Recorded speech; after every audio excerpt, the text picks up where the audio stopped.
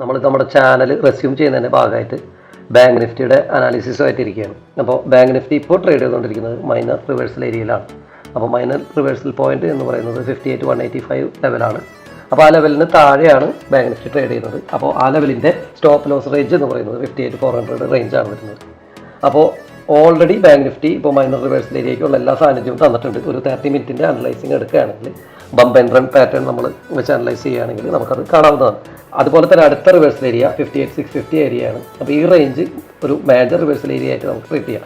ഈ ഏരിയയിൽ നിന്ന് ഒരു റിവേഴ്സൽ എക്സ്പെക്ട് ചെയ്യുകയാണെങ്കിൽ നമുക്കൊരു 1,000 to 3,000 വരെയുള്ള ഒരു റേഞ്ചിലുള്ള ഒരു കറക്ഷൻ നമുക്ക് എക്സ്പെക്ട് ചെയ്യാവുന്നതാണ്. അപ്പോൾ ഇനി മൈനർ റിവേഴ്സൽ ഏരിയ എന്നാണ് ബാങ്ക് നിഫ്റ്റി റിവേഴ്സൽ ആകുന്നതെങ്കിൽ നമുക്ക് എന്താണ് ഈ റേഞ്ചിൽ നിന്ന് ഏകദേശം ഈ റേഞ്ച് വരെയുള്ള ഒരു ടാർഗറ്റും നമുക്ക് എക്സ്പെക്ട് ചെയ്യാവുന്നതാണ്. അപ്പോൾ അത് നമുക്ക് മുൻകൂട്ടി ഒന്നും പ്രെഡിക്റ്റ് ചെയ്യാനൊന്നും പറ്റുന്ന ഒരു കാര്യമല്ല.